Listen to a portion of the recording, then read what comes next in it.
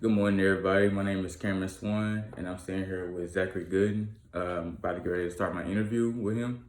Okay, so if you don't mind, tell the camera a little bit about yourself. My name is Zach Gooden. First of all, good afternoon. My name is Zach Gooden. I'm a senior communications major with a minor in business administration. I was born in Texarkana, Texas, to Tina and Frederick Gooden. I was raised in New Boston, Texas, just 30 minutes west of Texarkana.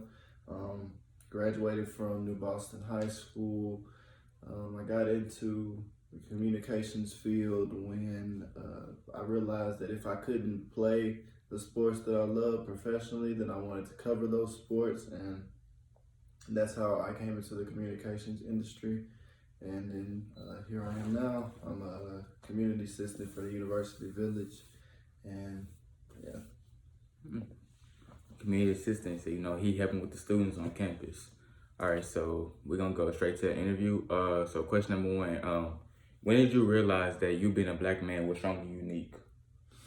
My mother, just going back to my childhood, my mom's always been proud of who I was. She's always been proud of being a black woman. She's always told it to my dad how proud of him she was, and the things that he did, and he just kind of passed that on to me. We watched, always growing up, we had to watch all the Roots. We watched all the watches. We watched March on Washington. They made sure I knew my history even more than what they traditionally taught in school with the civil rights movement and stuff. The deeper things, they didn't really elaborate on like Medgar Evers and some of the other pieces in the Black Panther Party and things of that nature that help to give us the idea to realize that our black is beautiful. If you remember back in times on BT when they say black is beautiful, and I think it's really prevalent with these times going on also.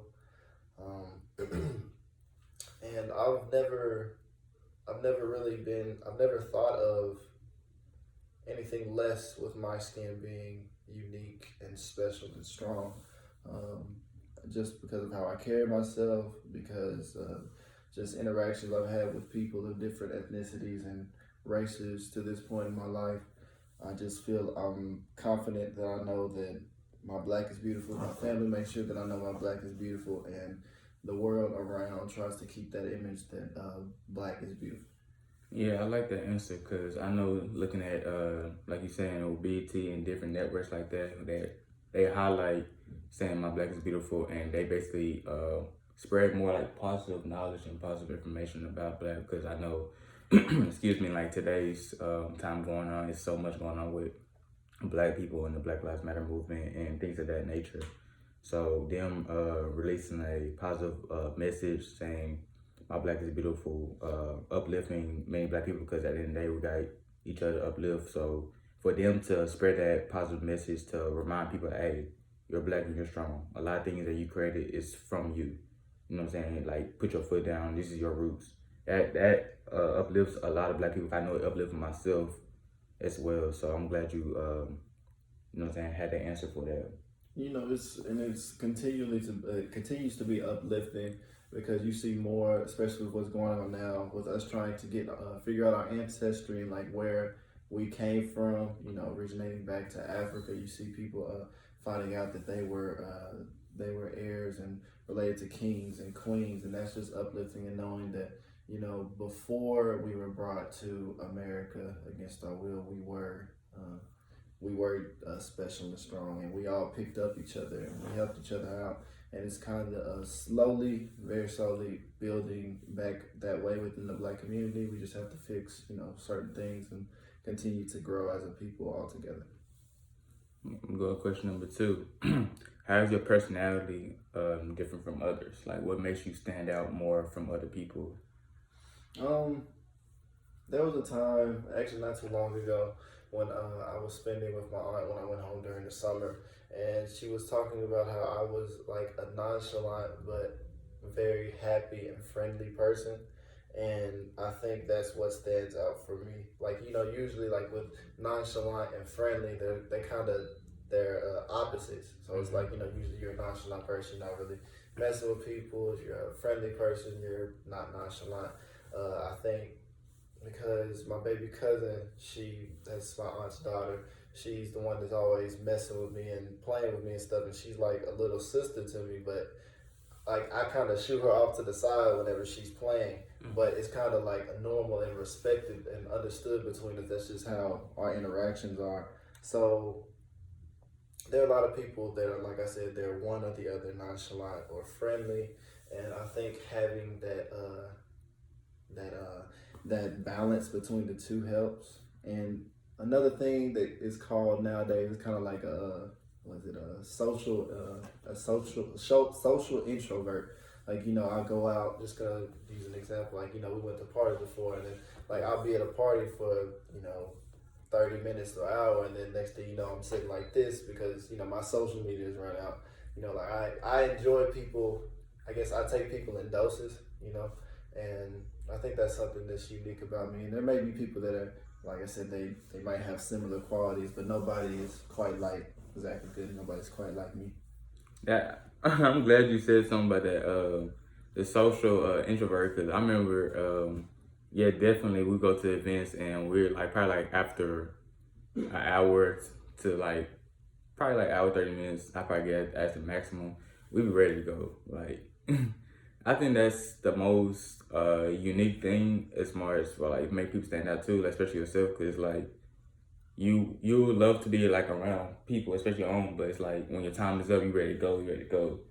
So I feel like that's one thing that makes you stand out too, because that's a trait I also have too, but that's very stand out because not everybody have that trait, like you said, and nobody can like do it the way you do it. Right. To go to question number 3, what traits help mold you into the young man you are today? Probably 3 that come to mind because it's quite a lot that have made me into who I am today. Hard work, perseverance, and just good treatment. I guess I'll say that. Hard work because I'm just gonna go back to June. I've always talked about to myself, like my parents and some of my closer friends. They know that I feel like this quarantine, COVID-19, has been a blessing in disguise due to the fact that it forced us all to kind of stay inside, and it made us look at ourselves a lot. And it got to the point I really took a look at myself and like what was going on, because this summer I was working at Walmart, and I'd make a quick $950 or $1,000, but before I know it, it was gone. And then I started catching on that this way is not going to get me to where I want to be, with that being financially free. So I kind of gained a hustler's mentality, if you will, because I'm 22 now, up until I turned 22, I really didn't have that mentality. Now that's why now I'm in the process of trying to start my own business and finding other side hustles and other ways of making money. And COVID helped that. So that's why I say hard work is my first one, and that COVID has been a blessing in disguise. Secondly, I would say hard work. Perseverance. Perseverance, because in the business world and just in life in general, you're gonna have good moments and you're gonna have bad moments. And the thing that sets people apart is continuing to work behind what they think, behind what they want to do. It reminds me of a song from Nipsey Hussle, "Perfect 10," where he said in one of the monologues during the song that you have to be willing to die behind what you're wanting to do. And I want to build this freedom. I want to build this generational wealth for my family in the future, far past me being gone. And that goes back to knowing my black is unique and beautiful and strong, because I know if I can start that and I can pass on that knowledge to other people of color, then we can all slowly build our own generational wealth, and we can we can small down this wealth gap. And the third one is just being good to people. I've learned in dealing with people in the business world and just in regular life, I like to play the long game. And the long game is kind of like Say for example, you're trying to get this person to endorse in your business. Some people have a short game, but they're gonna get to the point and just go straight to the source. Like, oh, I just want to get business with you. Da da da da da. Me, on the other hand, I like to take the long game. Say I want someone to work for my ironing company or whatever. The first thing I'm gonna do before it even comes up, I'm just gonna be like, is there any way I can help your business? Any way I can help you personally as a friend? And time again, you build that relationship before it's that relationship, and then later down the road, whether it be 6 months, a year, even longer sometimes, and you're like, hey, what do you think about starting this business? What you think about making this investment in this business? And then more often than not, when you play that long game, it just boom. You have a lifelong partner. You have a lifelong partner. You have a business partner. They've already seen your work ethic and all that, so you have someone that you can depend on for the future. And that's probably the top three. And then the other thing was just, like I said, just treat people how you want to be treated, because it goes a long way. It's easy to build a good reputation, but it's hard to build a good reputation, but it's super easy to mess up that reputation. So I think it's very important that you always treat people with a certain amount of respect, and you carry yourself on a certain light, so that they'll follow suit, and so that relationship and rapport will always be there. I'm glad you said that, because I know me building a reputation with my business, I just treat people how I want to be treated, with respect, saying yes sir, yes ma'am, no sir, no ma'am. Even if they're at my age, just giving everybody respect, because you never know, like, when times are hard, or, when you want to connect with people, it'll come up with it. And y'all can uplift each other. And a goal you're trying to reach, they can basically lend you a hand, and it'd be vice versa. You see, like you said, they have a goal or ambition they trying to, like, pursue. You can help them go towards it. And I noticed how you said you trying to start your business. So if you can elaborate on that more, like give like more insight on it. This past week, I was thinking about other ways that I can make money. Like, I just started, of course, I work here at the CA. I just started being a independent energy consultant for ambient energy. And now I looked up the startup costs for shoe restoration. The thing about businesses is, from what I've learned in classes, is that if you find problems that people need solved, that's where like businesses can really flourish. And not, like I said, this business isn't particularly I'm not trying to build some like multi-million-dollar company out of it, but of course, if it comes out of it, then that's truly a blessing. But everybody, they have plenty of old shoes. Just speaking from my own perspective, I have a lot of shoes that I don't wear. I have a lot of shoes that I could give away. I have a lot of shoes that I could sell. A lot of people, they resell shoes, and it's a market for restoring shoes. So I went and looked up like the startup costs. I went and did some research on like how much I would charge for doing restoring shoes for a profit. I would look at the different markets of people that are out there. So I have the startup costs together, and I plan on starting that also soon. And then like another business would be wholesale real estate, and that's the process of getting distressed property under contract and selling it to a motivated fix and flipper for a profit. And that's something that's taken the world by storm, and it's a great entry into the real estate world. So that's a little bit of an elaboration on my business plans of the future. Okay, if you could change one thing about yourself, what would it be and why? I don't mean to sound conceited, but it's not really much that I would change about myself, respectfully, of course. If, for the sake of the conversation, I think I would need to be more in tune with my emotions with dealing with people, especially when under distress. I try to keep things that I can't control. I try to leave them where they're at. Stuff that I If it's something that I can't control myself, I try not to let it stress me out too much. But I have moments where I'll get frustrated and I become, I guess you could say, void of emotion. And I'll just say that because, people ask me something and I'll give them the most blunt answer in the world. And, everybody's not forged to handle such a blunt representation or blunt honesty. And probably a second thing would be pride. I've always been a prideful person, and it's something that was a problem with dealing with my parents. There was a time when I tried to get buck with my dad, and that it didn't turn out too well. And I was 14, a lot smaller than I am now. I tried to get buck with my dad. I don't even remember what it was, but I remember he punched me one time in my chest, and I couldn't breathe for like 2-3 minutes.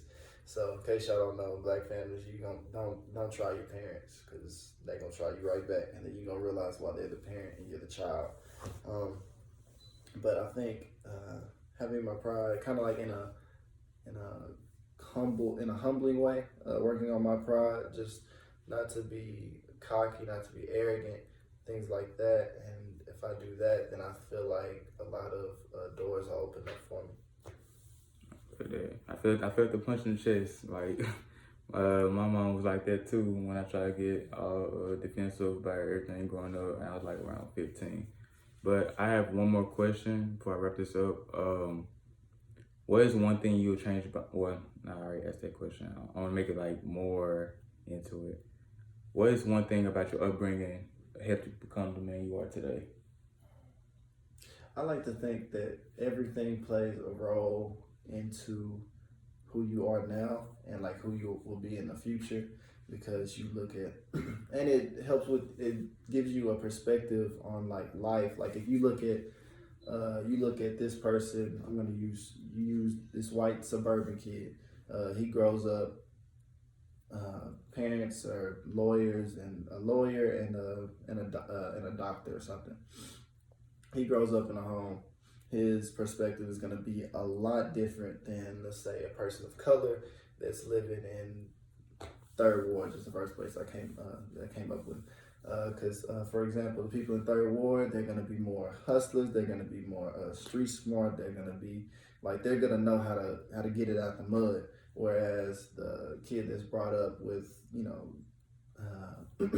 with a lawyer and a doctor, they're going to have more of a prestigious, more of a cocky, different understanding to the world, unless they're fortunate enough that their parents kind of help them receive that balance. So for me, growing up, there were a lot of moments where I would be like, why is this stuff happening to me? I worked so hard to get to this point, and to get to that point. Like, I'm going to use, I mentioned earlier how I got into the whole communications field. If I didn't get to play the sport that I wanted, then I would cover the sport. But I wouldn't have gotten to that point if I didn't have the trials and tribulations that I had in high school. I was like the hardest working person in my school, but when I had to deal with people that didn't have the same work ethic as me, that weren't as engaged in the sports as me, and then when the team suffered, I suffered, because not as many people wanted to come look at someone just because the team is doing bad or it's not doing too well. Fortunate enough for me, I was still able to get looks, but then on my end, because I was getting looked at by Louisiana Monroe, and my ACT, the required score was a 21, and my last attempt I had a 20. So that's something of my own bringing. And then I had a tryout to walk on to a school in Arkansas, and my broad jump was amazing. I think it was 10 feet 5 inches, something like that, and it blew everyone out the water. We were finna get ready to do one-on-ones, where I was planning on flourishing because I was trying to go as a defensive back, and rain came, so we had to do one-on-ones in the gym, and it doesn't make any sense why you would do one-on-ones in the gym. So it's like, when I was trying to pursue those things, it's like I kept getting slapped in the face. But then I realized, as my relationship with my Lord and Savior got stronger, as you can see with the Jesus piece, of course, I realized that it was to get me to this place. It was to mold me, and it was kind of God trying to let me know that if you put your faith in me and you continue to do what I'm asking you to do, what I'm trying to get you to do, then I will open doors for you. And I realized, and I had to humble myself and realize that God, that wasn't the goal that God had for me. Playing football professionally, even in the college level. So I had to take that with a grain of salt, but I learned to trust God and understand that He has a better plan for me. So that's where all that came from. Okay, well, about to wrap up this interview. This is Zach Gooden answering the questions, and it was some great answers, so I hope everybody enjoyed it. Signing out.